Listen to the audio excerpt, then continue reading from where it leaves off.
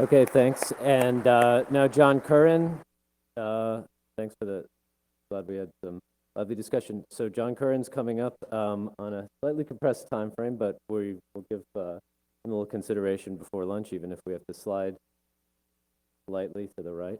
And he's going to talk about another exciting piece of the future of the internet, as is our kind of emerging mini theme this morning. And thanks.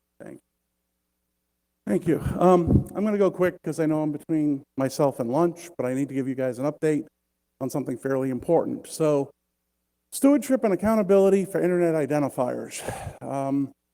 Let's see. IANA. It's all about IANA and the stewardship of the IANA. Throughout its history, the internet system has employed a central internet assigned numbers authority. This is where the 1,000+ registries get recorded. When I mean registries, I mostly mean protocol registries, because more than 1,000 of them are protocol registries, port numbers, option codes, things like that. But some of them are pretty important. One of them is the DNS root zone, and then there's the v4, v6, and ASN registries. So we have IANA handling central name registries. Names is the DNS root, numbers and protocol parameters. There are two agreements that provide for IANA services. One of them is the U.S. government NTIA IANA functions contract with ICANN, which says ICANN will be the IANA operator and will maintain these registries. There's also an MOU between the IETF and ICANN saying that ICANN will be the IANA operator. The MOU, RFC 2860, also notes some of these identifiers, names and numbers, have policy issues and don't conflict IETF standards, but otherwise handle it. So something interesting happened last year. In March of last year, the US government announced that it wanted to transition the oversight of the IANA functions contract to the global multi-stakeholder community. So again, the US government's been sort of a stabilizing influence over all of this, been the one coordinating these registries. So coordinating has a different meaning for names, numbers, and protocols. I don't think they did anything with protocols. They've done very little with names, with numbers. With names, they occasionally get involved. But the reality is that the US government's role has been predominantly to designate the party that does these functions. In the past, that's been operators like SRI and Network Solutions, and now it's ICANN being the IANA Central Registry operator. So a lot of people ask, why is the US government doing this? And it has to do with the fact that as long as the US government has a unique role in administering all of this, there will be some people around the globe upset. Internet's global. One country having a unique role raises issues for people. And so it's a very interesting motion on behalf of the US government. And but we have to actually do it. Someone has to receive the ball. So they set some conditions. Support and enhance the multi-stakeholder model. Maintain the security, stability, and resiliency of the Internet DNS. Internet DNS means names, numbers, and protocol parameters. Meet the needs and expectations of the global customers and partners of the IANA service. So, for example, the customer for protocol parameters is the IETF, the regional registries for numbers. ICANN itself is a customer with respect to domain names. And maintain the openness of the Internet. They also said, we won't accept the government-based answer. We want to turn this over to the Internet community, and despite some people's views, that really is the Internet community. It's not a government or a group of governments. You'd think this was fairly obvious, but they stated it clearly, and that actually was a good thing, because for a lot of people, the answer was, oh, this should be turned over to a group of governments. Okay, so they also asked ICANN to kick off a process to come up with a proposal to turn its responsibilities, turn NTIA's oversight of this to the Internet community, that ICANN should convene a process, and ICANN did. They convened something called the Internet Stewardship Coordination Group, the ICG. 30 people, IETF, ISOC, ICANN, the RIRs, the GTLDs, the CCTLDs, a little bit of everyone. And the point is that this group, their job was not to develop the proposal. Their job was to help bring it together and work with the individual communities to get them to develop their portions of this stewardship transition proposal. So there's a charter, you can go look. And there's the timeline of their work. And if you look at, kind of hard to see, but I think you can figure it out. January 15th is right in the middle of that page. And it's the point in time where the communities are done developing their work and they turn it over to the ICG. Very important time, January 15th. In the numbers community, the RIRs, we actually formed a team with 15 members, 3 from each RIR, to run a process in each of the regions and combine those into a single proposal. That was an exciting process. The team was the Consolidated RIR IANA Stewardship Proposal Team, or the CRISP team. There was an open mailing list. There were proposals and processes run in each of the regions. In the Aaron region, we did a survey of everyone. I announced that at the last NANOG meeting. A bunch of you participated. There were some 15 teleconferences where they hammered the 5 different proposals, because we actually had 5 different proposals, one from each of the regions, into a single unified one. The CRISP team members were really good. You can go look at the list of them. You know them. From the Aaron region, we had Bill Woodcock, let's see, John Sweeting, and Michael Abuela, who's on the Aaron staff. So the IETF also had a process. They ran something called the IANA Plan Working Group, and they've been working on that for some time, and they actually came up with a draft. It's draft IETF IANA Plan ICG response up to version 9. That actually was submitted to the ICG as the IETF portion of this program on January 6th. The RIRs, the CRISP team, on behalf of the number community, submitted its proposal January 15th. The names community has some challenges. A lot more money involved, a lot more points of view. Depending on how you've seen the last 15 years of ICANN's history, you may have a different insight as to what needs to be fixed. So there's a group called the Cross Community Working Group, the CWG. They are still working on their submission. We don't have that yet. There was a draft in December, very interesting draft that proposed new bodies, several of them, new structures, and that's still being worked in that group. Last week, on Tuesday, Larry Strickland, who's the Assistant Secretary Director of NTIA for the Department of Commerce, spoke at the State of the Net conference in DC. And he actually said a few things, but he responded directly with some questions that the community should consider about the DNS portion of this transition and the draft that the CWG has put together. I've put them there. I'm not going to read them. He didn't say this draft has problems. He said, here's some of the things that people should think about with this draft.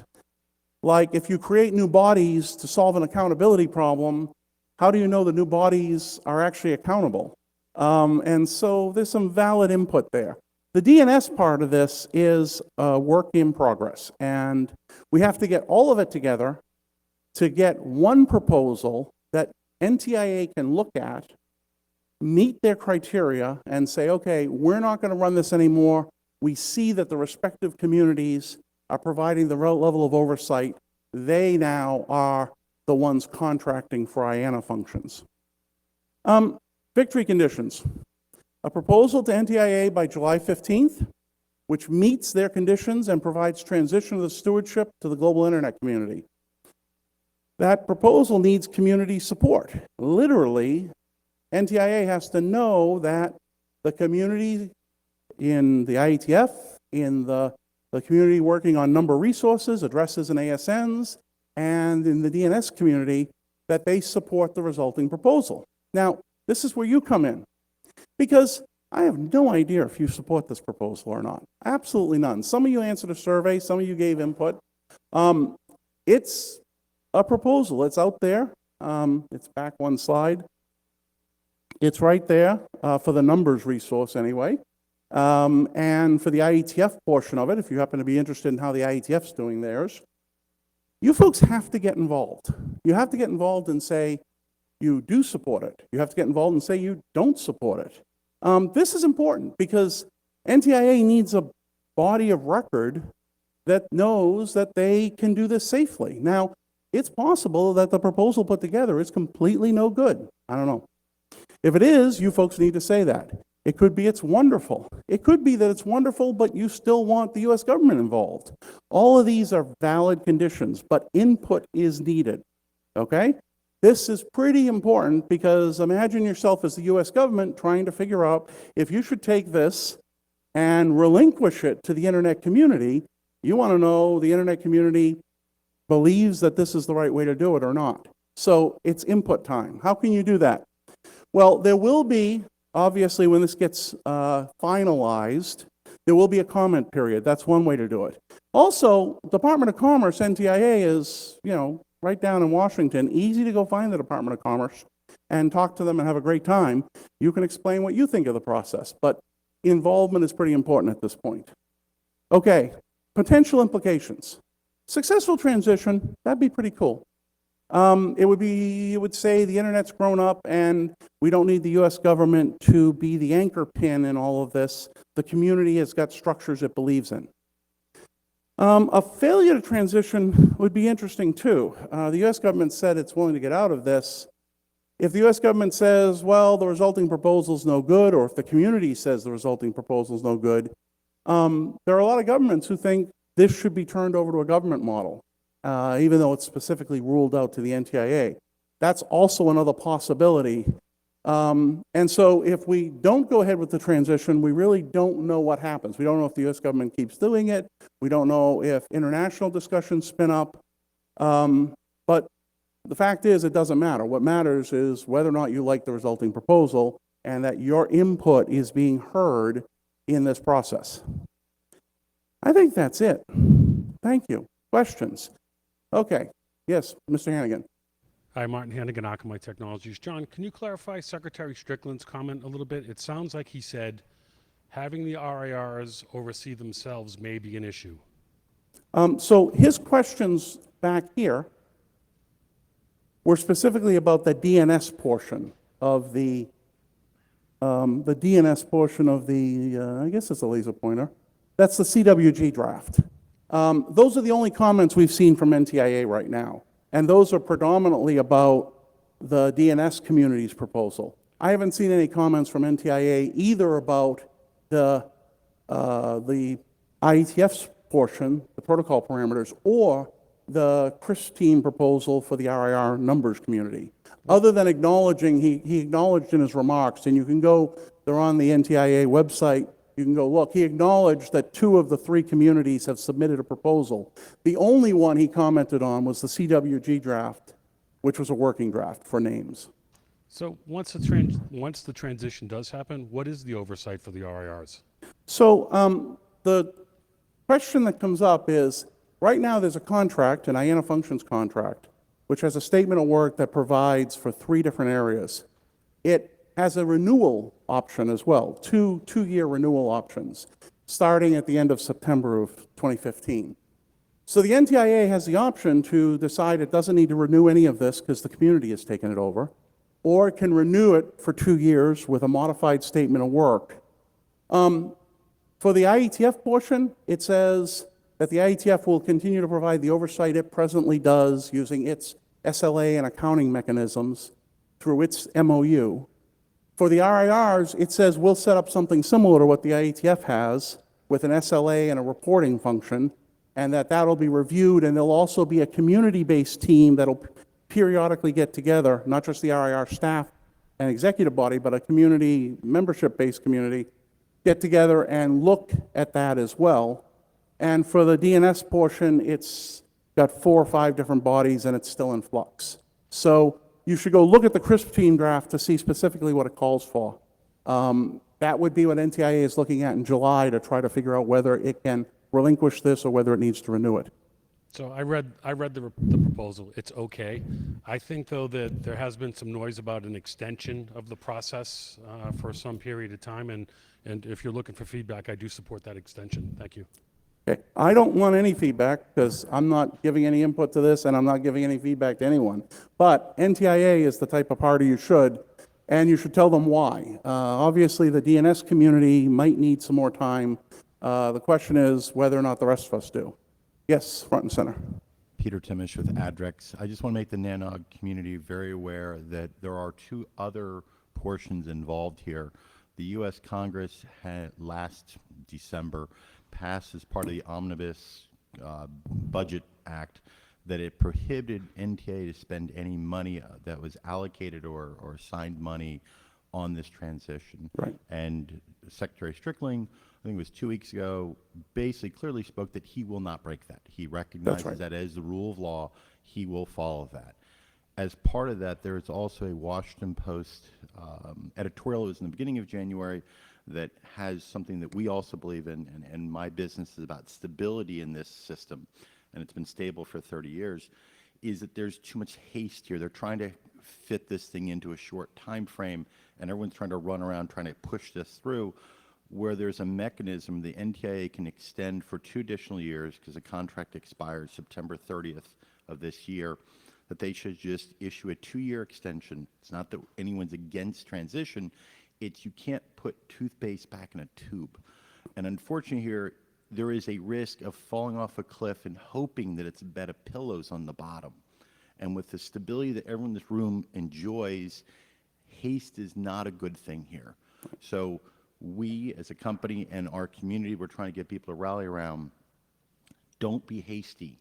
Let's look at possibly extending this 2 years, letting time go through the whole process, let the political process discussions happen, because they're going to happen whether we want or not. But let's not be in a hurry. And unfortunately, everyone's trying to jam everything through to make an arbitrary deadline. Something on picking up on Peter's point. This transition's interesting. We don't have a model for it. And so if we do a transition, what if it doesn't go well? We actually don't know what happens. We literally don't know how to unwind this. So the importance of having confidence in whatever we transition to is very high. We have to all be very confident in what we transition. The other point, last week at the State of the Net address, Larry Strickland, in charge of NTIA for this, did speak about the congressional omnibus bill, and he said, quite point frankly, NTIA will not spend money. They see that point blank in the omnibus bill. They will not spend funds working on the transition. But he also noted that Congress doesn't expect them to be idle, because it requires them to give periodic reports to Congress between now and the end of the fiscal year. So they are still involved, they are still monitoring it, they are still responding to questions, because they can't give a report to Congress any other, periodic updates to Congress any other way. You can find his State of the Net remarks online, again, at NTIA. Okay, I think we're getting close to lunch, but I'm going to close the mics after the next minute. Go ahead. Hi, Joe Catapano, ICANN. I've met many of you, but not as many as I'd like to. I just want to echo John's comments that this is the time we really need everybody to be involved. And if you're not sure how you can be involved or you have questions, please come find me. I've been tweeting out a lot of the proposals as John was sort of rattling them off. You know, you can direct message me on Twitter and we'll find a time to meet, or find me in the halls.